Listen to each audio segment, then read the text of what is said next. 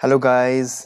आज जिस बुक की हम बात करने वाले हैं वो बुक हमें सिखाती है कि जब हम भविष्य के बारे में चिंता करना या अपने बीते हुए पास्ट पर पछतावा करने में समय बर्बाद करते हैं तो हम एक्चुअल में अपने जीवन की कीमती समय को खो रहे होते हैं, क्योंकि वास्तव में तो हमें वर्तमान में ही जीना होता है।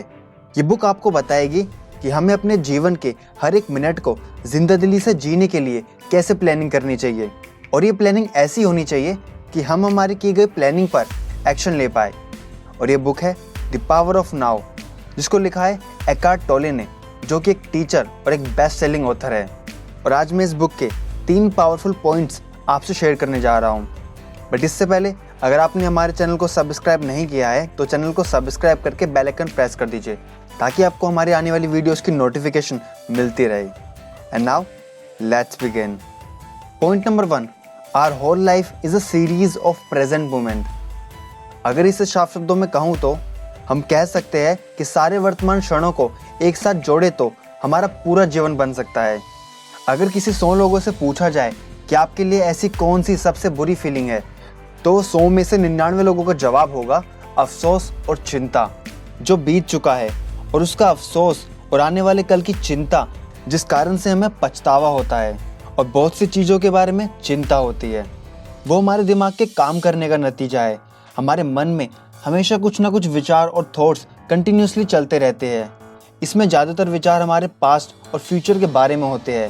एग्जाम्पल के तौर पर, जब आप सुबह 10 मिनट देर से उठते हो तो आप सोचने लगते हो कि काश मैं अलार्म का स्नूज बटन ना दबाता, और इसके बाद दूसरा विचार आता है कि अब मुझे ऑफिस के लिए देर हो जाएगी और मेरा बॉस मुझ पर चिल्लाएगा। नॉर्मली इसी तरह के विचार हमें आते हैं। या तो हम पास्ट के बारे में सोचते हैं या फिर फ्यूचर के बारे में।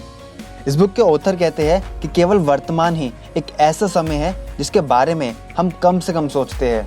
बट हमारा वर्तमान, हमारा प्रेजेंट इसलिए इम्पोर्टेंट है क्योंकि जो भी होता है सब कुछ इसी समय पर होता है, वर्तमान में। अब जो कुछ भी फील करते हो, महसूस करते हो, वो सब प्रेजेंट में ही होता है। अब इस बात को ज़रा ध्यान से समझना। हमारा पास्ट, हमारा बीता वो प्रेजेंट यानी वर्तमान समय है। जब वर्तमान समय निकल जाता है तब हम उसे पास्ट कहते हैं, और इसी प्रकार हमारा फ्यूचर, हमारा भविष्य, हमारे वर्तमान, हमारे प्रेजेंट पर निर्भर करता है।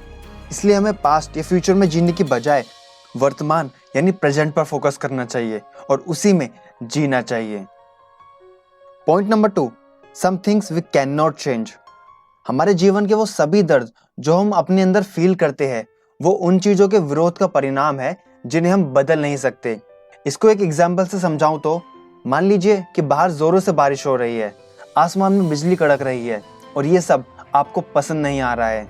इससे आप परेशान हो जाते हो और दुखी हो जाते हो।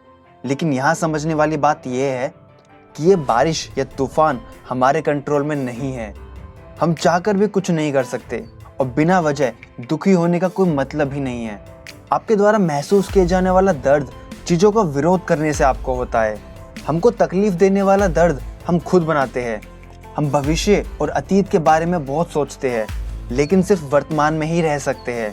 जिनके बारे में हम सोच कर दुखी रहते हैं, उन चीज़ों को भविष्य या अतीत में जाकर बदलने का कोई साधन नहीं है। इसलिए हमें चिंता छोड़कर वर्तमान को एंजॉय करना चाहिए।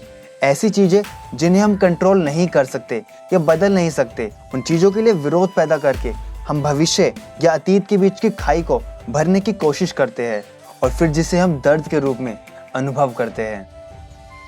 Point number 3, observe your mind constantly. आप अपने मन को लगातार ऑब्जर्व करके अपने आप को दर्द से मुक्त कर सकते हो। इसका मतलब है कि हमें हमारे मन को ऑब्जर्व करना है, विचारों को आंकना नहीं है। अब जानते हैं कि ये कैसे करना है, और ऐसा करने से हम दर्द से कैसे छुटकारा पा सकते हैं।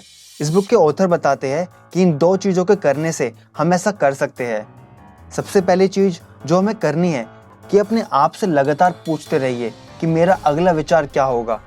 इससे आपके दिमाग को अगले विचार के लिए थोड़ा समय मिल जाता है। अपने आप से ये सवाल बार बार पूछना आपके अगले विचार में देरी करेगा।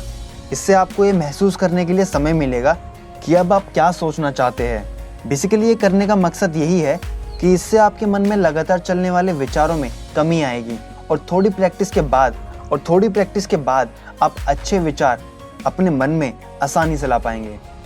अब दूसरी चीज़ जो आपको करनी है वो है कि अपने विचारों और इससे पैदा होने वाली इच्छाओं को आंकना बंद करना है। ये टेक्निक आपके शरीर को सुनने में मदद करने के लिए है। कई बार एक नकारात्मक विचार हमारे शरीर पर बुरा असर डालता है। अगर आप अपने अंदर चलने वाले इस नेगेटिव विचार को ज़्यादा इंपॉर्टेंस देते हो तो इससे आपके शरीर को नुकसान होगा। तो अगली बार जब आप काम के लिए देर से उठते हैं तो बस अपने मन की उस आवाज़ को सुने जो कहती है कि आपको थोड़ा जल्दी उठना चाहिए था और अब तो बहुत देर हो गई है। लेकिन उस विचार को कोई इंपॉर्टेंस ना दे। इस विचार को ऑब्जर्व करके एक्सेप्ट करे, लेकिन इसकी सलाह को ना माने। इस विचार को आराम से अपने मन से जाने दे, पकड़कर ना रखे और ना ही कोई एक्शन ले। इसे प्रैक्टिस करने से धीरे धीरे आपका कॉन्फिडेंस भी बढ़ेगा और आप सुकून महसूस करेंगे। ये 2 तरीके आपके शरीर को आपके हमेशा विचारशील रहने वाले दिमाग से अलग करने में मदद करेंगे, जिसके बाद आप अपने अंदर कम दर्द फील करेंगे, क्योंकि इन 2 तरीकों का यूज़ करके आप उन चीज़ों का विरोध नहीं करेंगे जिन्हें आप बदल नहीं सकते। और एक बात हमेशा याद रखिएगा कि भूतकाल का अंत ही आज का वर्तमान है और आज का वर्तमान ही हमें भविष्य के लिए तैयार करता है। तो गाइस, आशा करता हूँ आपको वीडियो पसंद आई होगी। अगर आप ये बुक पढ़ना चाहते हो तो डिस्क्रिप्शन में दिए गए लिंक पर जाकर खरीद सकते हो। वीडियो को लाइक कीजिएगा और कमेंट करके बताइए कि अगली वीडियो आप किस टॉपिक या बुक पर चाहते हो। तब तक के लिए thank you so much for watching.